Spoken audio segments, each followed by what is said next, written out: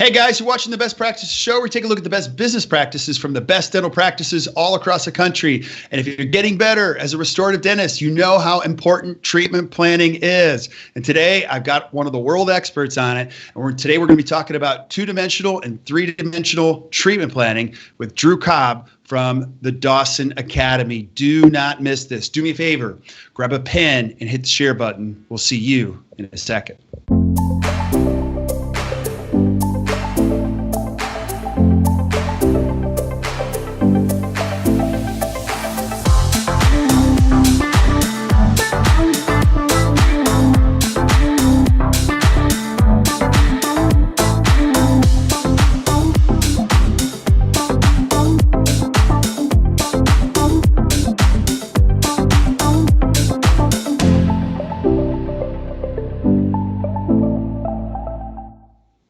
Hey guys, welcome back to the Best Practices Show. Thank you so much for watching. We are crazy grateful and just absolutely love the feedback that we're getting. And so we're starting season 2. We had over 85 episodes in the first season, and second season is just even more and more fun. Wait until you see what we got lined up. This is going to be crazy cool. And today is no exception. Got one of my good friends on today who is brilliant, and you'll see why here in just a little bit. Now, before we get started, couple show notes. We are shooting this live on Facebook. So as you're watching this live, if you have questions, feel free to add questions to the feed, and then I'll ask Drew himself, and we'll get the answers straight from the master, because I know if you have questions, I'm sure somebody else has the same questions. Also, if you're watching this later on, after the live feed, continue to add questions to the feed, and we'll make sure you get the right answers because we want you to get the most out of this. Now, my guest today is one of the senior faculty members and curriculum directors at the Dawson Academy, Dr. Drew Cobb. And if you haven't seen this guy speak, I highly encourage you to see him speak. Not only is he a great person, a great clinician, excellent teacher, but he's a guy that really, truly does it. Now, I'm going to brag about you for a second because I teach the 7 to 3 concept. And you're like, Kirk, I don't do 7 to 3. I do 7. What do you do? 7 to 2:30 or something like that? I don't know what you do. 7 to 2. 7 to 2. Oh, so as you can see, you don't have to work around the clock, and it's not about the hours. It's about what goes in the hours, and you'll get a good sample of that today and great philosophical direction. So Drew, if people haven't seen you or haven't been to the Dawson Academy, can you share with them a little bit about who you are and what you do? Yeah, so I'm the director of the core curriculum at the Dawson Academy, and actually a graduate. I mean, I went through this about 20-some years ago, and you've heard my story, but I was just really frustrated with dentistry, and I needed to find a better way to do it or another career. But it was going through the academy and then actually take the hard stuff, taking what I learned and implementing it to change my practice. Best thing I've ever done. Pete talks about dentistry being the best hobby out there, and I totally get it. I mean, yeah, it's a job, but there's no reason that this can't be fun, and it's totally changed my outlook on dentistry. I've had more fun since I've kind of changed my philosophy and implemented what I learned from Pete Dawson. And really where we are now, it's all about trying to help other dentists affect that change in their practice and ultimately their lives. I mean, it's just a great way to practice. It's a great profession. Anything we can do to help other dentists, achieve that satisfaction, that's kind of what we're all about. Yeah, and if you've been living under a rock and you've never heard of Dr. Pete Dawson, you just have to see him and learn why, he's blessed this profession so much. Yeah. And at the age of 24, I heard him say, don't ever chase the money. Do the right thing with the right people, and money becomes the byproduct. And he really described that, Drew, what you're talking about, putting your life component with the dental component together. And that's when you start to really enjoy this. And so, which is crucially important in today's environment. You have to enjoy your work. Yeah, it's the most important part. I mean, we don't have to be a slave to dentistry. I know we kind of joke around what my hours are. Listen, it didn't get there overnight. There's a lot of years and hard work to get there. But you don't have to work 8 in the morning to 8 at night, 5 days, 6 days a week. There's a much better way to practice. And once you kind of get the change, you can get there. It's kind of doing more with less. And ultimately, I think treating your patients a lot better. And it's really all about long-term predictable health for our patients. That's the process. Absolutely. We're going to talk about predictability a lot because it's one of my favorite words, especially this is what you guys taught me.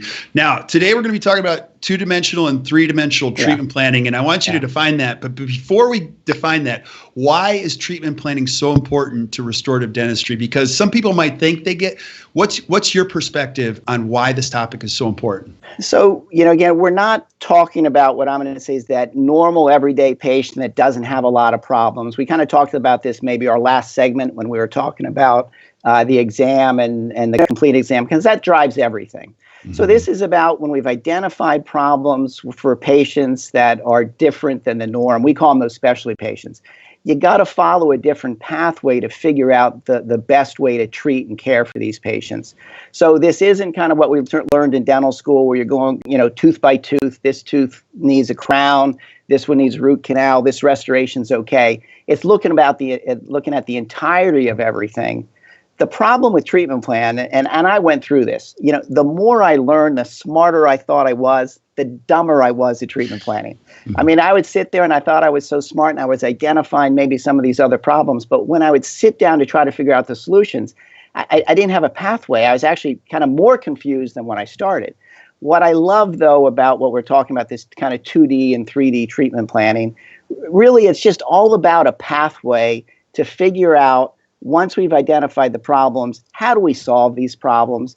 And it's a predictable approach that we follow every patient, every time, whether it's functional issues, bacterial issues, aesthetic issues, or kind of now we're getting into airway too. We can't lose that. So it's a pathway we follow that it doesn't change.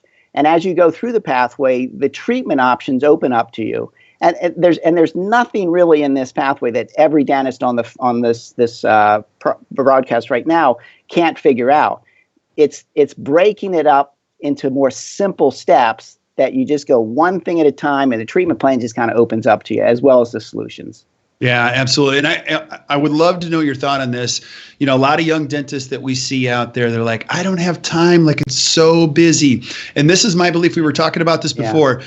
Don't you believe dentists could just do better work if they slowed down? Would you agree with that? Absolutely. I mean, there's no doubt. I mean, and I get it. Sometimes you're in a practice, maybe you're having to see 30 patients a day or something else, and there's nothing wrong with that. We don't want you to think that we're saying that's not the right way to practice. But if you're seeing that many patients a day, you're going to come across patients that are going to have problems you can't solve in half an hour, that you just need. And this is for the good of the patient's long-term health. You just got to slow down and figure out, A, what's going on. And the only way you're going to figure that out is to do a thorough exam. It's not that these things take hours to do, but so maybe it's 45 minutes, an hour to do a thorough exam. And then at the end of the exam, what do I need to move forward? What records do I need? Does the patient want us to solve their problems? And if they do, we're talking about a pathway to help you get there then. Yeah, absolutely. Now define 2D and 3D treatment planning. So how would you define that? Sounds fancy, doesn't it? It does. Yeah. So kind of two-dimensional and three-dimensional. So the way we kind of look at it is two-dimensional is in your mind. Let's figure out in our mind, again, we're going to go through a series of pathways so that we can figure out, is it a problem? And if it's a problem, what are our solutions? What are the things that as a dentist we can do to affect change? And then once we've worked that out two-dimensionally in our minds, how do we do it three-dimensionally? And right now, this is where you need the models and the photos, and we mount everything in centric relation on Articulator. And then basically, it's how to do a pre-treatment workup. So in essence, Kirk, what we're doing is, before you pick up a handpiece, before you've done anything irreversible to a patient that we can't walk away from, we're figuring out what is the right treatment for this patient, what do they want us to do, what can we do? And then with the models, you're really kind of doing a trial run. Can we do what we thought we wanted to work out in our mind? Can we do it on the models? So, and sometimes, your treatment plan might change a little bit when you work it out on the models. And then once we've got that, that's your pathway then to use to do the actual treatment on the patient. So it gets a lot of the guesswork out. In dental school, you're kind of taught, identify the problem, then we start treating. Like if you have an opening tomorrow and you had a couple hours in your schedule and this patient needs, a couple crowns or aesthetic restorations, whatever it is, you schedule them. That's the last thing I would do now, knowing better. So I'm going to work through identifying what the issues are, but then working through that two-dimensional, the three-dimensional pathway. I know where my restorations are going to be in space. I've worked out my aesthetic stuff. I've got the shapes, the design, and everything else on my three-dimensional workup. And then I use that when we actually go do the preparations, the prototypes, and everything else. So 2 additional steps that probably sound like, oh my gosh, that's a lot of time. It's not a lot of time. And when you actually get into your office to do the treatment on the patient, you're zipping through it because you've already worked it out. It takes the guesswork out of it. And there's nothing worse. Like, we've all had bad days in dentistry, and there's nothing worse than a bad day in dentistry. But we don't want you to get into the middle of something, especially if you're doing multi-restorations on somebody, and then you're realizing halfway into it that you can't do what you thought you were going to do. Right. That's a lousy time to have a conversation with a patient to say, hey, you know what? The treatment plan has changed. You know, we need to do X, Y, and Z. Maybe it's going to be more money. Maybe you need an extra step. That just doesn't go over well. So that goes back to the predictability. The predictability comes by working it out through that two-dimensional and that three-dimensional. It's nothing hard. It's nothing earth-shattering. It's nothing that the general dentist, most dentists can't do. It's taking the time to sit down and do it. But that's where the efficiency is. And you know this. I know you know this with your clients. There is nothing worse than having to redo something you've done. What cost is that to your practice? And what cost is that to your bottom line? You know, if you have to redo a crown or 2 crowns, whatever it is, the cost is exponential because your time, again, that you can't make up for, but it's also your reputation. Yeah. You know, you've heard this before. You know, my dad was a dentist and he was a teacher, and my dad was one of those guys. He just drilled stuff into my head. But one of the things I always had from a kid that I think that falls in line with this and with what Pete said. But if you say you're going to do something, you better do it. And I don't think anything falls into that idea more than dentistry. So if you have that patient and you're going to do aesthetic restorations or fix things that are wrong, you've got extensive dentistry to do, you want to be able to go through the process, come up with a plan, and then the plan works efficiently. If you said it was going to take 3 appointments and you do it in 3 appointments and it's the way you laid it out when you have the conversation with your patient, that's your practice builder. You don't need Facebook or Twitter or anything else. That patient is going to go tell their friends. Right. That's the patient that's going to write a review about you if you need them to. But on the same token, if you said you were going to do something, especially with more extensive and expensive dentistry, if it doesn't go as planned and you have to change gears in the middle, that's the one that can hurt you. Time and energy and reputation. So that's why, again, these steps, it's really not that complicated. And we'll go through it quickly here in a little bit. But that's where the predictability comes in, and that doing what we say we're going to be able to do and do it efficiently. Yeah. And I've said this so many times, and I actually learned this directly from Pete. The one thing that makes restorative dentists happy is the magic word you just mentioned, which is predictability. Yeah. And so you guys have developed a pathway and a process in this whole thing. You can even streamline the actual diagnostic piece from what used to be 45 minutes to an hour down to 15 minutes. So there's a lot of learning in this whole show that we're going to be talking about today. Yeah. And so I think it bears repeating, though, this is not for every single patient. You're going to pick specialty patients that you feel are the best fit for this. And then we're going to jump into treatment planning, correct? Correct. Absolutely. And again, for us, treatment planning goes back to your exam appointment. Right. So treatment planning, doesn't start where you get all these records and you develop this great treatment plan and you sit down and the patient's hearing it for the first time when you present, what can be an expensive treatment plan.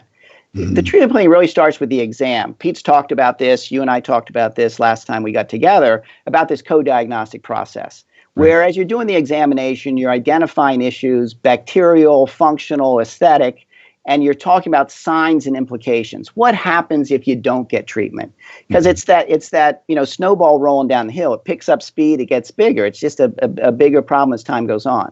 Patients have to understand that. It's their health, their problems. We're there to help them if they want us to. So at the end of the examination, we have that, for lack of a better terminology, what we call a general patient or a specialty patient. A general patient is somebody you've done the examination on, and things are working for them. It doesn't mean they're perfect. It doesn't mean their occlusion is perfect or anything else. They're not tearing up their teeth. They don't have a lot of restorative needs. They seem to function. They're happy with their aesthetics. We don't have to try to make everybody perfect. It's the ones, though, that start to have problems, and this is the key thing, I think, they want us to solve their problems. Let's focus on the ones that want us to help them. We're not trying to convince anybody to have treatment for X, Y, and Z. They get to own their problems. If they want us to help solve their problems, that's what we're there for. That's that specialty patient. Now we're going to go through this process, this stepwise process that helps us figure out what's the ideal treatment for them. Then we circle again and get back. You wanted us to come up with a plan to help solve your issues. Here's the plan. It's okay to talk about budget early on.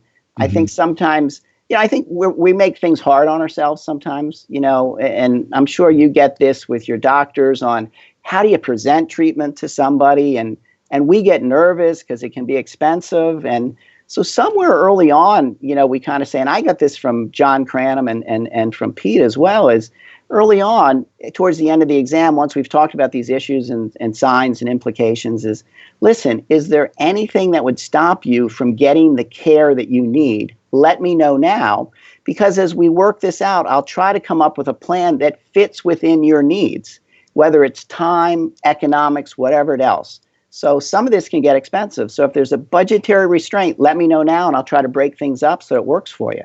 Because it makes no sense to give somebody a $20 or a $30 or a $40,000 treatment plan that can't afford it. Right. I've done it, and it's not a good day, because they think I'm trying to take advantage of them, and then you're trying to defend this, and it's not good. But if you have that earlier on, now when you get together, Mrs. Jones, we talked about what was going on. You wanted me to try to come up with a plan for you. I've taken the last week or two, and here's what I've come up with. You said you've got a budgetary constraint. So if we can break it up into segments within that budget, here's what we can do. Because, sometimes even if it's elaborate treatment, somebody might need a full mouth rehabilitation. It doesn't mean you have to do it all in one step. There are all kinds of things we can do nowadays for interim restorations. What we as the dentist, though, have to work out, though, I think, Kirk, is what is the right treatment, where things should go in space, how does the function fit, how do we add the aesthetics into it?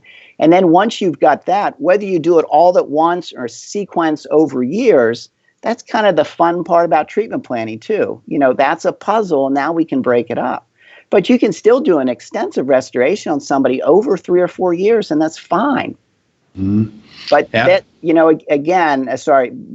again, something Pete has said is that we're the advocate for patients' health. And if you go about treatment planning that way, that's what it is. I rarely get to the treatment planning part where I've done records and all that if I already don't know the patient wants me to do it. Right. Like if they're not ready to go to treatment, I don't go through those steps because it's kind of a waste of time. We can still take care of the bacteriological issues, decay, perio, and maybe we hold off for, we can do orthotics or something else to substitute on the functional end until they're ready to go to treatment. Right. Now, when we start this process, when it comes to treatment planning, where do we start? Walk us through this. So you just pull up the first slide, because I think this is where it gets confusing sometimes is, if you think about what are the potential, buckets, I'll say, of things that you can run into. In dental school, it was all bacteria based. It's all decay and gum disease and endo and that sort of thing.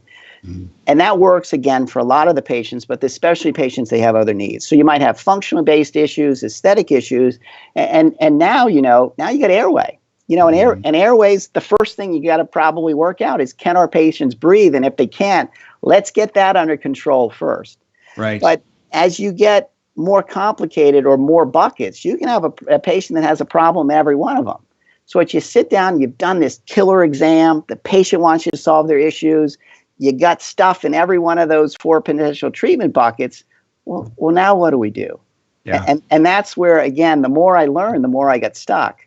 So if you kind of go to that second slide now, I'll say kind of the process is really not that confusing. You got to start with the exam because you got to identify what's going on. There is no way to skip that. It's probably the most important thing you're going to do. It's the foundation of treatment planning. And I think ethically, every patient deserves a thorough exam. It's like going to your physician and getting your physical. I mean, think of it that way. And it's more than just the teeth. It's the teeth, the supporting structures, how they come together, the aesthetic things, and also the airway. The second part that we're kind of talking about here today is once you get that, you've identified it, the patient wants you to solve their issues. We've got the necessary stuff we need to make the decisions.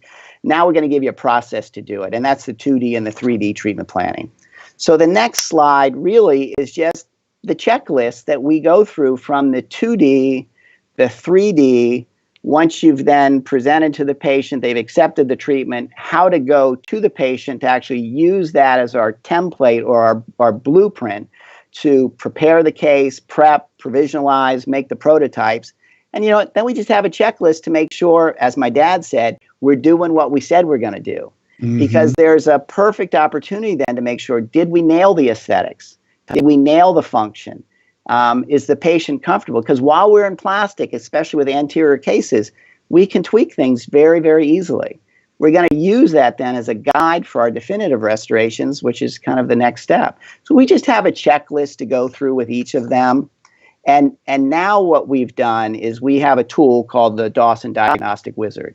And all it really is a digital tool. And honestly, it takes you through the whole core curriculum, all those things we as the dentist need to do.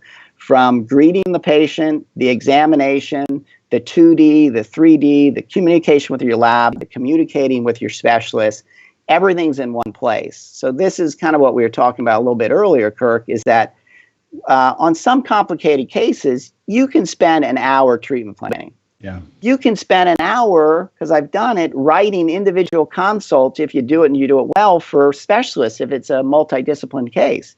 Your orthodontist, your endodontist, periodontist, whatever it is. And then with your laboratory, if they're going to do a preclinical wax up for you. So that takes a lot of time. Mm-hmm. So now with the Wizard, honestly, we send that form, which you hit a button and it saves it as a PDF. I write a note on the end and it goes to everybody all at one time with the treatment plan. Everybody's on the same page. And because of all the little tools are in there, we'll show you some of these here in a little bit, it just makes the whole process easier. So I can actually treatment plan a fairly complex case in 15 minutes to an hour. I mean, it saves me at least an hour, hour and a half. Yeah. Now, it's important to have a system or a checklist like this. And I love the diagnostic wizard because you can't think of everything. You're going to skip steps if you're flying by the seat of your pants or using a worksheet that you have occasionally. The wizard, you can't skip a step. I mean, you've got to go through each one of them. And it's all right there. And we had, it's funny you say that because we had this as paper checklist, and probably the most important one is the 2D. The 2D is where you're figuring out in your mind where you think the case is going to go. And I think it's actually the funnest. I mean, that's the puzzle that we get to put back together. I mean, I love that. Mm-hmm. But when we had the checklist, the 2D, people would skip all over. They'd start at the first one, they'd go to the last one, and there's a reason that we have it in the order we have it in. So what we did is when we made it into the Wizard and you're going through the 2D, you're not allowed to cheat. Like you have to answer the first one and it won't let you go to number 2 unless you've answered number 1. Yeah. So it makes you go through the process. You can't jump around. That's awesome. Yeah. Yeah. So once we do that, once you start and treatment plan the Wizard, you save it, you're going to save it, and actually then you'll start the 3-dimensional process, correct? Correct. Yeah. Okay. Yeah, absolutely. And that's, whether you do it, whether the lab does it. And I know, the future is, FACEBO, central relation, models, everything else, that's going to go by the wayside. We're going to be scanning everything. We're going to do virtual articulators and everything else. And that's kind of there, but it's not quite. Mm-hmm. So for right now, I think we're still going to be in this, analog digital world. Eventually, I think it's going to be all digital. We'll be doing wax ups digitally. I mean, there's really cool technology that's out there. You've probably had some guests on already talking about that. But until I think we kind of get that standardized, it's cool right now, but I don't think it's right there yet. Mm-hmm. So either way you're going to do it, though, you've got to understand what you're trying to do. And so right now, for a lot of this, we're going to do it the old-fashioned way. I mean, that's going to take models. We're going to adjust models. We're going to add wax to models. I know that freaks some of our doctors out. It's like they're going back to dental school and they break into a sweat again, So, but you learn so much about the case and what you're going to do if you spend some time on the models. And if you don't, you've lost a great opportunity. If you equilibrate your models, you're going to learn, can I do that in the mouth? Maybe I can, maybe I can't. If you're going to start waxing up a case, you're going to get so much better at your aesthetic dentistry because you're going to be looking at incisal edges and line angles and also the function. So when you actually get into the mouth, you've already worked it up once. Yeah. Like you've practiced. Practice makes perfect. Yeah. So I can't say enough about actually doing some of it. But at the same time, if it's a complex case, we're not telling you to wax up 24 teeth. But you got to get what you want to happen so you could communicate with your technician and let them finish it.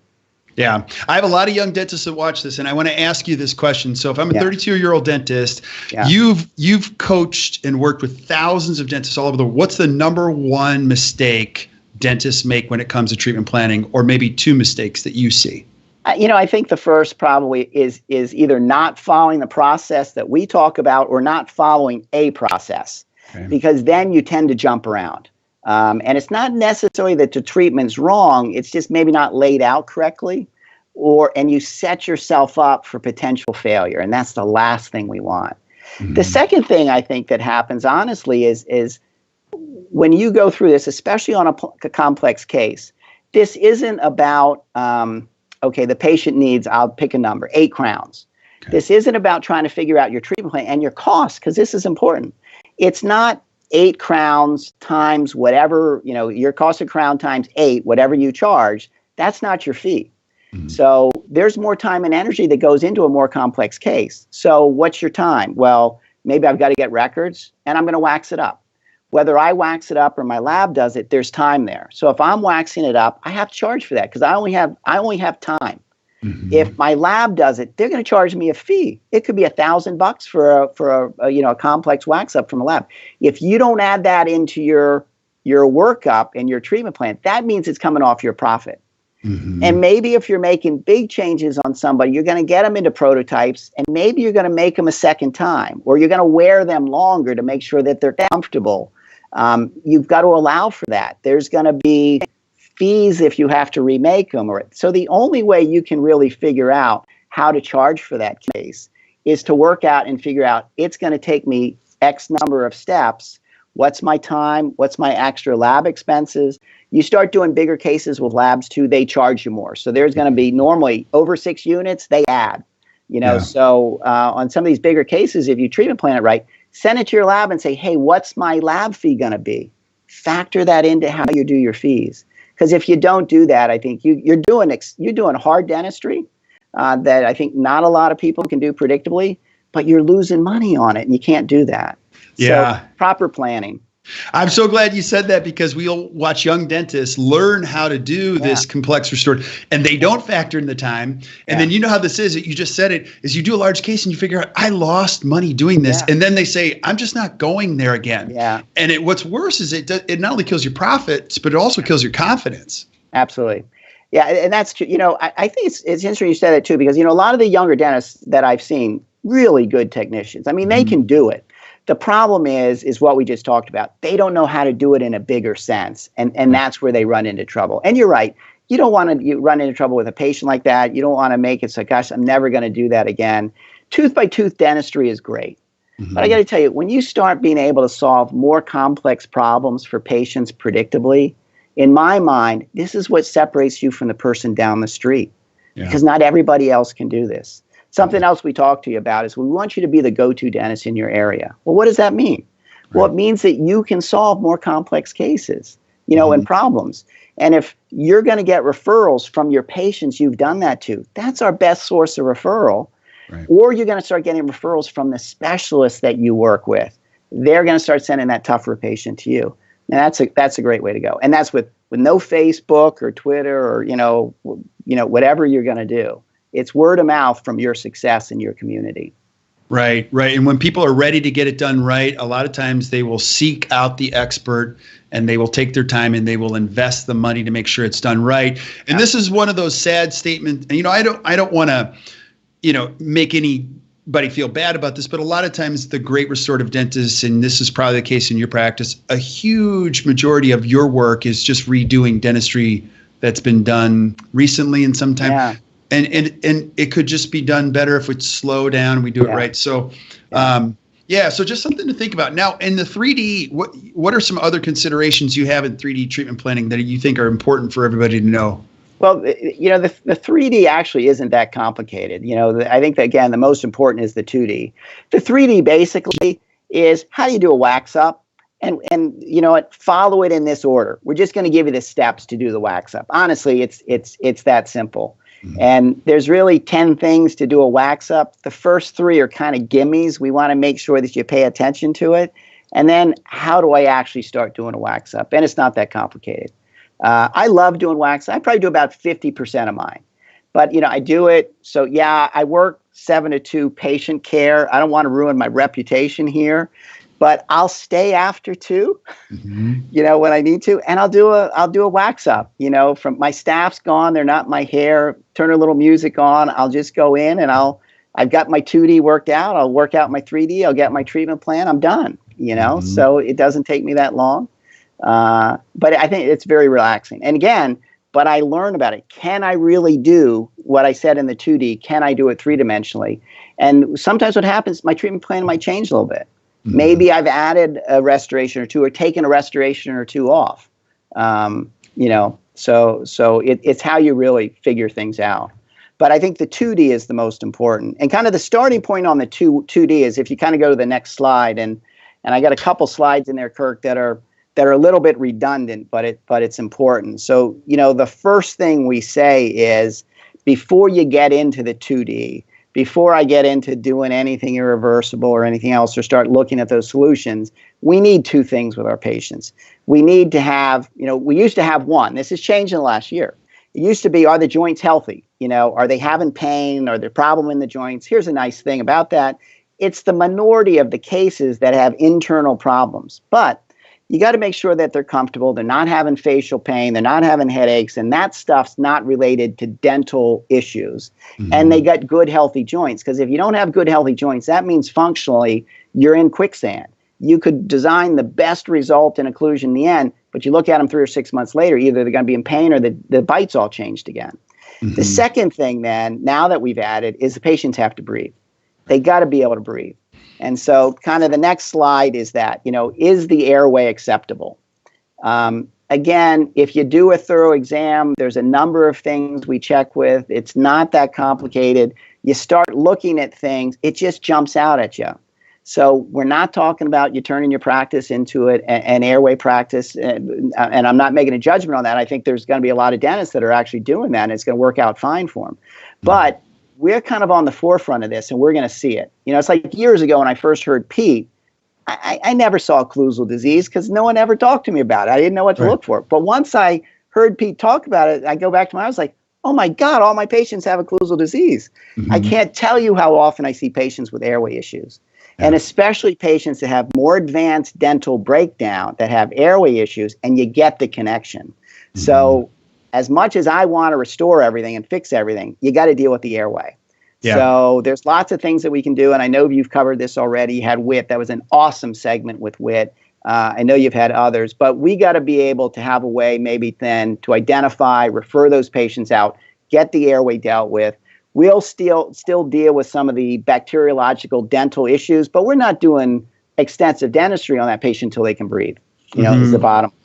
Yeah, and I just want to pause on that because you're bringing up a great point that has become such a strong conversation in dentistry. Think about this. If you're a restorative dentist and you do amazing dentistry and you cover all those things, Drew's talking about, but the patient still can't breathe, what have we done?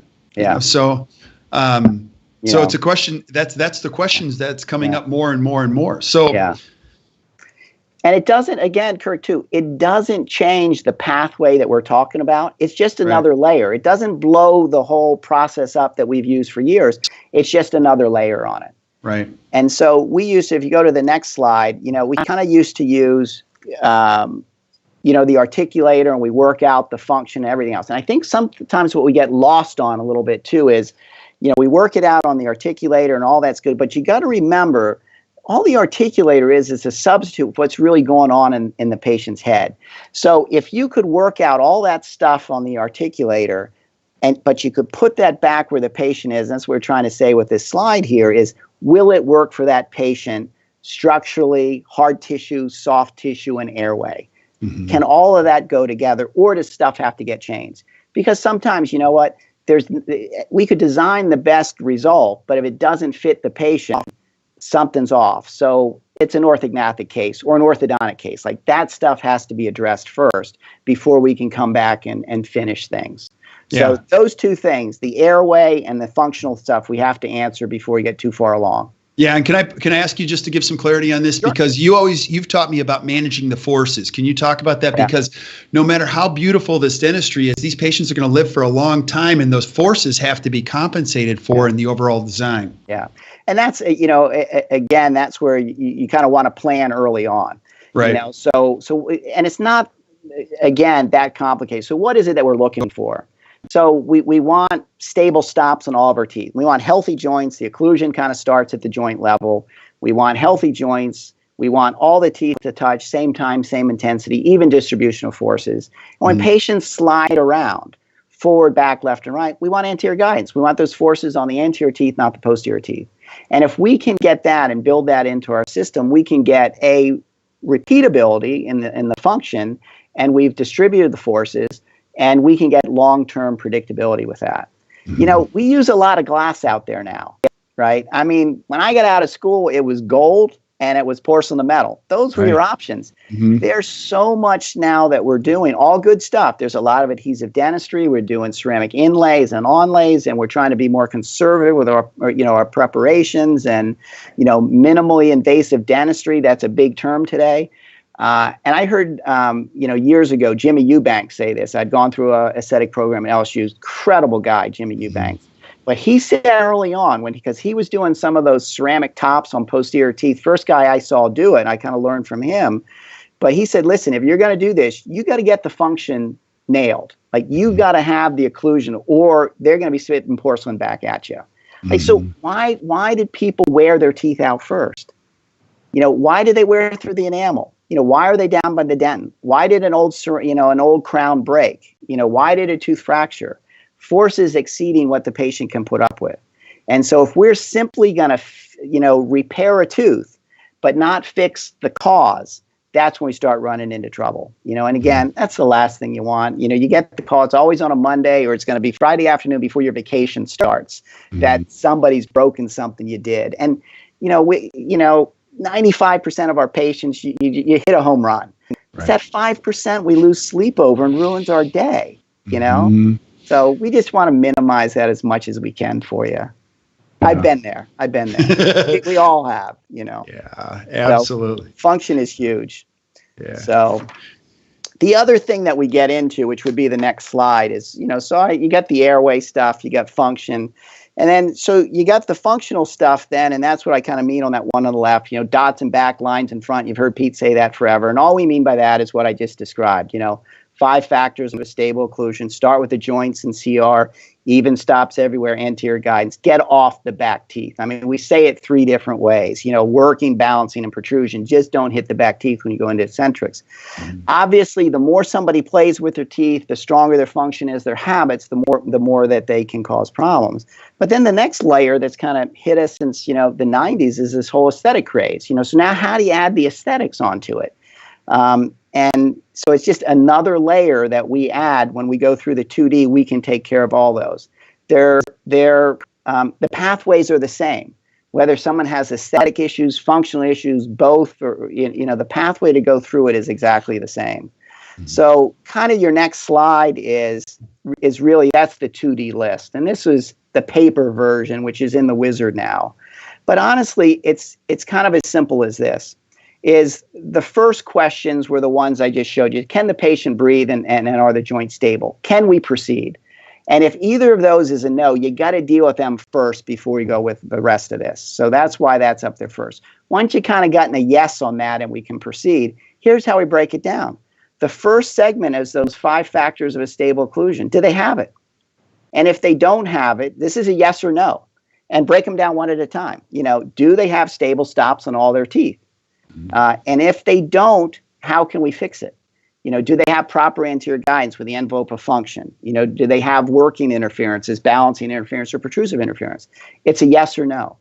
If it's a no, if it's yes, we don't have to worry about it. They got it. If it's a no, how do we fix it? And honestly, there's only 4 things we can do. And I'll go least invasive to most invasive. Okay. Least invasive, and this is the one that shocks dentists sometimes, is equilibration.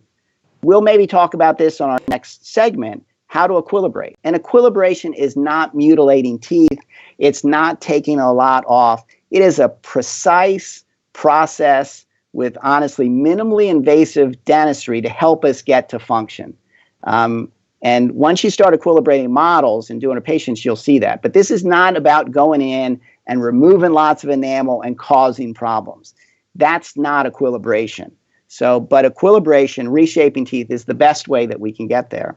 The second thing, the next option we have in our toolbox is to reposition teeth. Move them.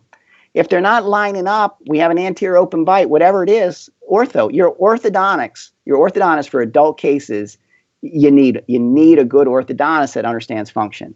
And it doesn't matter whether it's Invisalign, traditional, whatever it is getting teeth in the right alignment so that they can sustain the forces and we can get the teeth where we want.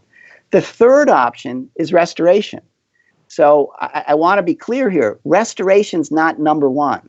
This process isn't about restoring 32 teeth on every patient. Complete dentistry can be a little bit of equilibration, some orthodontics. I'm done. Now, listen, I love doing restorative dentistry, and I would love to do restorative dentistry on most of my patients, but it's only on those it's indicated for. Right. So if they've got enough wear and tear, teeth are broken down, large restorations, they've lost tooth structure, we're trying to put it back. We're going to put it back in a way so the functional requirements are met. And that last option is, hey, it's again what I talked about a little bit ago.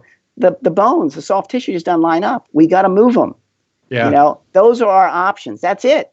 Or a combination of those. So every time you get to one of those questions, it's a problem. Which of those 4 things do we need to fix it? Yep. If you look at it that way, it's not a problem. Where dentists get into trouble is they don't look at one thing at a time. They look at everything. And you start trying to answer the last question before you do the first one. So you're not going to see the entire treatment plan by doing it the first one. But by the time you add the second and the third or the fourth, now you're going to get there. Yeah, and I'm so glad you laid out those as you describe your treatment options, because the point here is you can make an incredible living and help a lot of people without having to cut down teeth constantly. Yeah, absolutely. Absolutely. The next 2 sections that are in there, obviously, are just, they're aesthetic. And we kind of look at, global, macro, micro. And so the first ones there are global. Where are teeth in space as they relate to the face? And then the macro are how are they relating to each other? Mm-hmm. And then the rest of this, honestly, is just kind of the process of putting it all together.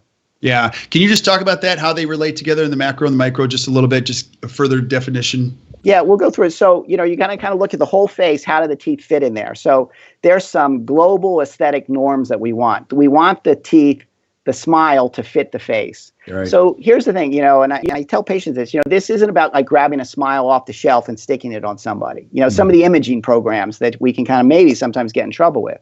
Right. This is about, smile is unique to every patient. So what we're trying to figure out is what's the smile for you, your face, your makeup, your arch size, and everything, So what's the length your teeth should be? What's the golden proportions of your anterior? So how do those teeth relate to your face? And then how do the teeth relate to each other? Mm-hmm. So, and again, I think where you run into trouble for most things, if I just gave you a picture of a patient with problems and I gave you a couple photos and say, what's wrong? What are you going to fix? Some people can see it. They have that programmed way and they can nail it. But others, you get lost. And it's not that you don't know it, it's that you just don't know how to break it down. So it's the same thing. We're just going to we're going to break the global down to a step at a time and the macro down to a step at a time. You put it together, you know where it should be. Absolutely. It's not hard. Yeah, I did get a question from our good friend Deepak who asked this question. Sure. I believe this somewhat new and very proper emphasis on airway management will help the dental profession overall regain its former standing as a more honorable and ethical profession than it became recently or has become recently. What are your thoughts on that? Absolutely. That's a great comment. Again, something Pete had talked about a long time ago. It's funny how some of the things he said like 30 years ago just still play today. He talked about us being the physician of the masticatory system. I mean, that's it. I mean, where else does that make as much sense as it does today? So it is an interesting thing because when you first start talking about airway issues with patients, they're like, why my dentist are you talking to? When you start explaining to that or then sending the consult to their physician or something else, this is life-changing stuff. And this isn't about making a dollar off of something. This is, I found a problem that could have life implications for you, health implications. We got to take care of this first. Mm-hmm. So yeah, I totally agree with that. Yeah. And I think more and more dentists, you just got to slow down to be able to look at these things. You're not going to do it in a 3-minute hygiene check or a quickie examination. The only way you're going to do it is if you take the time, slow down, you take the time to look for it. Mm-hmm. Absolutely. Yeah. So any final considerations when you look at all of this as far as treatment planning that are important to know for dentists that are on this path? Yeah, well, a couple of things is the next slide too, again, and I think it's important that this isn't necessarily about doing a lot of dentistry. It just comes, you don't have to think about it this way, but we treatment plan by what we call the Whittiam rule. Would I do it on me? Mm-hmm. Flip it around. Would you do it on a member of your family? I always like to say if it's my brother, who knows? But, the rest of my family, yeah.